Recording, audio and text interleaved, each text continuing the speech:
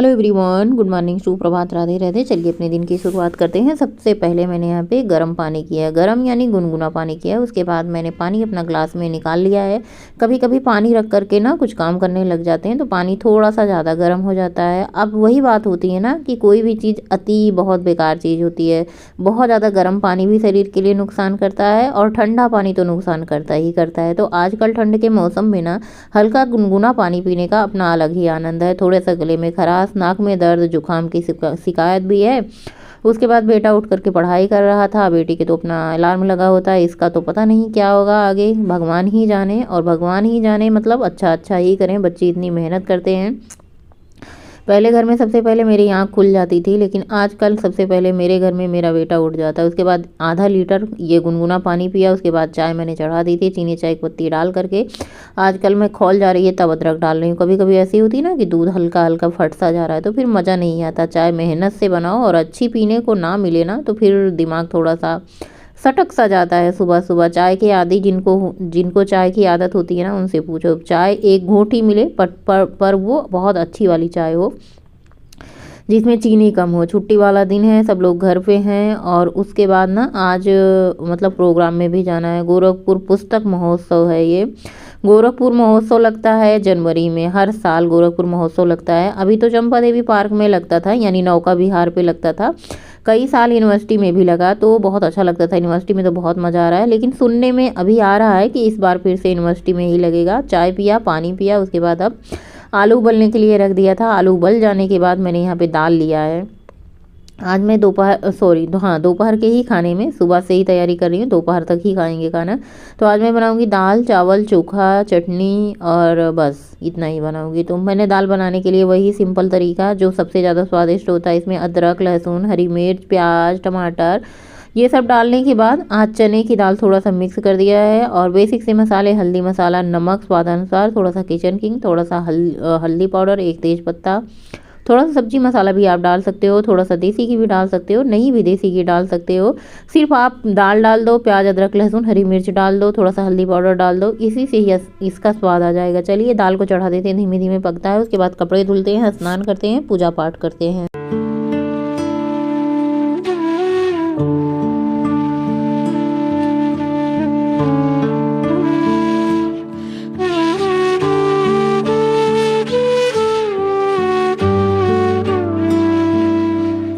और उसके बाद यहाँ पे सबसे पहले हम आ चुके हैं। दाल हमारी पक चुकी थी, दाल मैंने निकाल लिया, पूजा पाठ कर लिया, कपड़े धुल के फैला दिए हैं, स्नान भी कर लिया। उसके बाद 2 बैगन लिए हैं। आज का मैं चोखा जो बनाऊंगी ना, थोड़ा सा जब तक चोखे में बैगन ज़्यादा ना हो तब तक मतलब स्वाद नहीं आता। वैसे आप ज़्यादा आलू कम बैगन का भी बना सकती हैं। दाल हमारी अच्छे से पक चुकी थी, दाल को मैंने खाली कर लिया है। कुकर इसलिए खाली करना होता है क्योंकि इसी कुकर में चावल भी डाल देते हैं, सही रहता है धुल करके। दूसरा 2-2 कुकर जूठा करो तो फिर धुलना भी रहता है, उतने सारे बर्तन फैलाओ। अब मैं कोशिश करती हूँ ना कि बहुत कम रायता फैलाऊं, क्योंकि सही बात बताऊं कि उम्र के हिसाब से एक लेवल होता है ना, फिर धीरे धीरे काम करने की इच्छा भी नहीं होती। अभी ऐसे लगता है ना, पहले मैं जितना हलचल से जितना उत्सुकता से वीडियो बनाती थी, एडिट करती थी, अब लगता है ना कि बस ऐसे शांति से पड़े रहो, कोई काम ना करो, बस खाना बनने का काम किसी तरीके से हो जाए। लेकिन सोचती हूँ बैठे बैठे 1-2 दिन बाद ऊब सी लग जाती है कि चलो भाई कुछ काम ही करते हैं बैठे बैठे, कब तक बैठे बैठे लेटे लेटे। उसके बाद बैगन टमाटर भूंज करके इसको ढक दिया है ताकि स्मोकी फ्लेवर इसका अंदर तक रहे। और गंदगी तो मुझे बिल्कुल पसंद नहीं, चाहे वो फर्श की गंदगी हो, स्लैब की गंदगी हो, बिस्तर की गंदगी हो, घर की गंदगी थी, मुझे ही नहीं, मेरे पद्देव जी भी इतनी मेरे से ज़्यादा साफ़ सफाई वो करते हैं, मैं तो करती हूँ। उसके बाद यहाँ पे आलू छील करके मैंने सोचा टमाटर थोड़ा सा ठंडा हो जाए मैं छीलूँ, उसके बाद फटाफट से आटा गूँथने का काम कर लूँ। हमारे घर में नाश्ता बनता नहीं भैया, सब टाइम से खाना खा लेते हैं, एक बार दोपहर को एक बार रात को। बहुत ज़्यादा सबका मुँह नहीं चलता। नमकीन बिस्किट ये सब तो हमारे घर में जैसे आता ही नहीं, बंद ही हो चुका है। अब मेन बात क्या है ना, पहले हम जहाँ रहते थे प्राइवेट कॉलोनी में, वहाँ मार्केट होती थी। सरकारी क्वार्टर के सामने जहाँ पे हम रहते हैं इतना बढ़िया है भाई साहब, इतना बढ़िया है ना कि अगर आप डाइट कर रहे हो ना तो आपको बहुत ही अच्छा है। जहाँ पे मैं रहती हूँ ना, यहाँ पे कोई दुकान नहीं है, आपको कुछ भी बाहर का खाने को नहीं मिलेगा जब तक आप बाहर नहीं निकलोगे। सबसे अच्छी मेरे लिए यही बात होती है कि मेरा बहुत ही अच्छे से डाइट हो जाता है, घर का खाना हो जाता है। घर का खाना मतलब दाल चावल रोटी सब्जी, बाहर का तभी हमें मिलेगा जब तक मैं गोल घर ना जाऊँ। तो यहाँ पे मैंने आंवला धनिया की पत्ती की चटनी भी बना ली है, साथ में मैंने टमाटर और बैगन को भी छील लिया था, थोड़ा सा ठंडा हो गया था। आज का चोखा चटनी इतना मतलब स्वाद लग रहा था, ठंड के खाने का स्वाद अलग ही हो जाता है। चटनी रहती है, दाल चावल रहता है, आलू गोभी की सब्जी बना लो तो भैया वो भी बहुत ज़्यादा स्वाद आता है। और निमोने और हरी मटर का सीजन तो आ ही रहा है।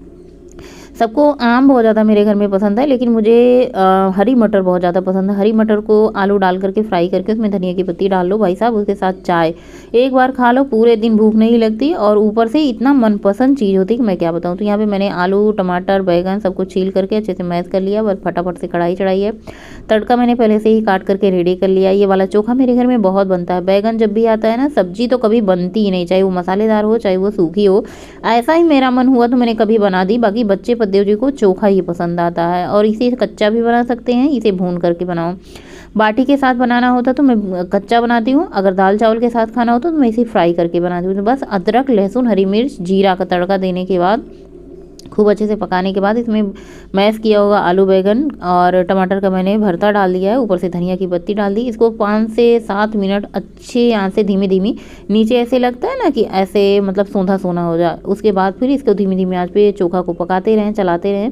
फिर मैंने सोचा चलो भाई दाल में तड़का लगा देते हैं फटाफट से, उसके बाद हम रोटियाँ बनाना शुरू करते हैं। दाल में तड़के में क्या होता है, यही होता है कसूरी मेथी जीरा, थोड़ी सी हरी धनिया की पत्ती डाल देती हूँ, कभी कभी हरी मिर्ची रहती है। लहसुन मैं नहीं डालती हूँ क्योंकि बिटिया को नहीं पसंद है, इसलिए मैं जब क्या कहते हैं दाल बनाती हूँ ना तो लहसुन को ग्रेट करके डालती हूँ। ग्रेट करके डालने से ये अच्छा होता है कि बच्चों को पता नहीं चलता। तो यहाँ पे सबसे पहले पद्देव जी की थाली लग चुकी है, उनको खाना देते हैं, उसके बाद बच्चों को फटाफट से खाना देते हैं। अगर नाश्ता बना दो जिस दिन मेरे घर में ना, उस दिन खाना कोई मन से नहीं खाता, इसलिए मैं डायरेक्ट क्या करती हूँ खाना ही बनाती हूँ ज़्यादा। सुबह सुबह ऑफिस भी रहता है, वही आदत होती है। जिनके घर में ऑफिस जाने वाले होते हैं ना भैया, उनके घर में सुबह दाल चावल रोटी सब्जी बन जाती है, खा भी लेते हैं और अपना टिफ़िन पैक भी कर लेते हैं दूर जाने वाले। हालांकि पद्देव जी टिफ़िन नहीं ले गए कभी आज तक, और उसके बाद सबको खाना वाना खिलाने के बाद मैंने भी अपनी थाली लगा ली। मैंने कहा मैं देर क्यों करूँ, मैं भी अपना गरम गरम आज रोटी चोखा चावल दाल सब खा लेती हूँ। वैसे भी छुट्टी के दिन में 11-12 बज ही जाते हैं। आजकल मेरी एक आदत नई लगी है कि रोटी के टुकड़ों को छोटा छोटा करके खाने की। आप लोग स्वीकार भारद्वाज की सर की वीडियो देखते होंगे तो हमेशा बताते हैं रोटी के टुकड़े को छोटा करके खाओ, उसके साथ सलाद भी आप चबा करके खाओ। मतलब जो स्वाद आ रहा है ना उसको शब्दों में वर्णन करना बड़ा मुश्किल है। मतलब खाते समय आनंद ही आ गया। जो आंवला की चटनी का स्वाद है, मूली भाई ठंड में, सलाद बहुत ज़्यादा क्वांटिटी में आ रहे हैं तो आप लोग सलाद भी खाइए। सलाद बहुत ही ज़्यादा हेल्दी होता है, फाइबर होता है, वेट लॉस के लिए बहुत ही अच्छा होता है सलाद खाना। तक तक राहें थक गई है आँखें पर जिया मानना, तक तक राहें थक गई है आँखें पर जिया मानना, दरस को प्यासे है अभी भी ये नयन पिया जाने ना। हाँ, यहाँ पे मैंने आधा लीटर गुनगुना पानी किया। आजकल मैं ना थोड़ा सा जुकाम भी हो, उसकी वजह से भी गुनगुना पानी पी रही हूँ। और जो सौंफ धनिया जीरा अजवाइन का पाउडर बना के रखा ना, वो बहुत डाइजेशन के लिए बहुत अच्छा, उसको खा करके चबा करके मैं यहाँ पे आधा लीटर गुनगुना पानी पी हूँ। बाल में कलर लगाई हूँ। उसके बाद ये अभी शाम के बज रहे होंगे 5:30 से भी ज़्यादा हो रहे हैं। मतलब पद्देव जी कहे चाय बना करके पिला दो, फिर तुम लोग चलो जो है पुस्तक महोत्सव में। ऐसा नहीं कि हम लोग पुस्तक महोत्सव में रोज़ पुस्तक खरीदने ही जाते हैं, हम लोग तो वहाँ पे प्रोग्राम जो होते हैं उनको देखने जाते हैं। तो आज आएंगे, कुमार सत्यम का गज़ल होगा। तो यहाँ पे बच्चे भी तैयार हो चुके हैं, मैं भी तैयार हो चुकी हूँ। यहाँ पे मैं दिखा रही हूँ मेरा सूट कुर्ता कितना अच्छा लग रहा है, और वज़न भी धीरे धीरे कम हो रहा है। जैसे मैं गोरखपुर में आती हूँ भैया, अपना सिर्फ खाना ही चेंज होता है, सिर्फ खाना चेंज होता है, उसी से भी मेरा वजन कम होने लगता है। तो चलिए आप लोगों को भी सीधा प्रोग्राम में ले जाते हैं, आप लोग भी एंजॉय कीजिए, देखिए प्रोग्राम।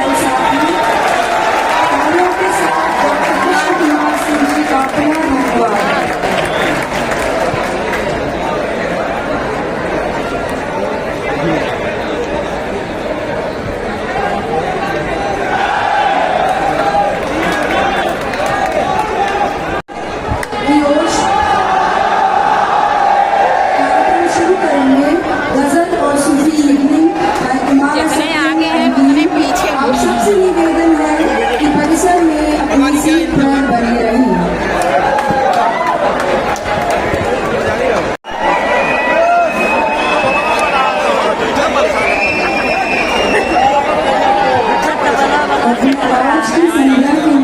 कार्यक्रम का आगाज करती हूँ। गजल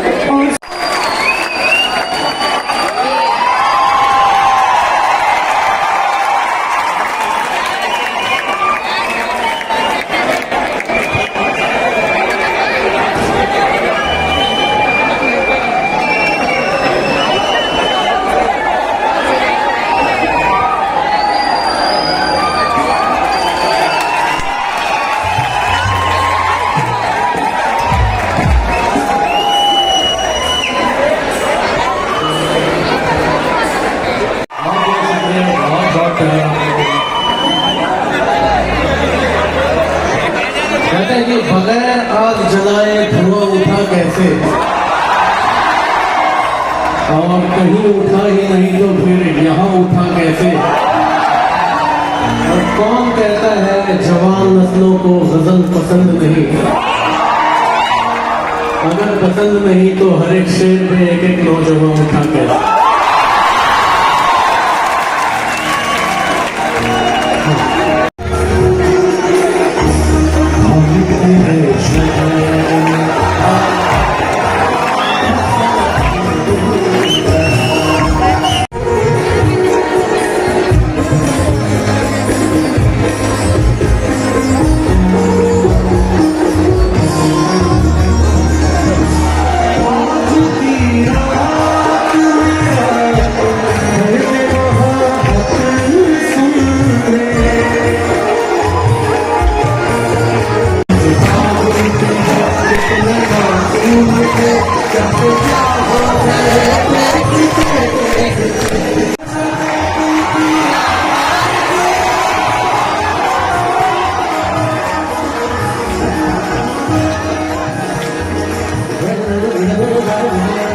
और आज के पुस्तक महोत्सव से मैंने अपने नाती के लिए और अपने देवरानी के बच्चे के लिए क ख ग घ फॉर ऑल इन वन, जिसमें ABCD जेड तक होती है, वो लिया है दोनों बच्चों के लिए। और क्या कहते हैं बस। और हमारे गोलू ने बुक लिया था, एक दो खेलने के सामान लिया था। गौरी तो बस खाने पीने में मस्त थी। और आप लोगों के साथ क्या ही शेयर करें, बस इसे तो मैं आगे ही शेयर कर चुकी हूँ। अच्छा, अभी प्रोग्राम एक दिन और चलेगा, लास्ट डे संडे वाले दिन, जिस दिन मालिनी अवस्थी आएंगी। अगर आप लोग गए तो भाई आप लोगों के साथ ज़रूर शेयर करेंगे, नहीं गए तो कोई बात ही नहीं। रोज़ रोज़ जाने का भी मन नहीं होता ना, ऐसे थकान सी लग जाती है, काफ़ी ज़्यादा रात हो जाती है, फिर ऐसे अगले दिन फिर देर से सो के उठो ना तो थोड़ा सा सब कुछ अलग हो जाता है। बस प्रोग्राम देखने जाना होता है, बुक तो बस लेना मतलब बहुत कम ही होता है। ऐसा नहीं, गोरखपुर में गीता प्रेस है ना, तो हम लोग वहीं से ही बुक ले लेते हैं। तो बच्चों को पढ़ने उड़ने के लिए जो बुक वगैरह लेनी थी लिए। उसके बाद हम लोग प्रोग्राम देखकर घर की वापसी कर चुके हैं। 8 साढ़े 8 बज चुके हैं। प्रोग्राम ख़त्म होता है, मतलब 1 घंटे का प्रोग्राम था कुमार सत्यम जी का 7 से 8 बजे तक, लेकिन काफ़ी ज़्यादा टाइम लग चुका था। उसके बाद हमारे कॉलोनी से सब लोग गई थी, उन्हीं के साथ मैं भी घर आ चुकी थी। बच्चे आए, घर आकर के खाना पीना बनाए, काफ़ी रात हो चुकी थी, आज तो 11 बज गए थे सोने में। और घर आकर के ना मैंने सिर्फ और सिर्फ दूध गर्म किया, गरम गरम रोटी बनाई। सब लोग हमारे घर में दूध रोटी खा लेते हैं। आज का ब्लॉग आप लोगों को अच्छा लगा है तो लाइक कीजिएगा, चैनल पर न्यू है तो सब्सक्राइब कीजिएगा। गुड नाइट, शुभ रात्रि।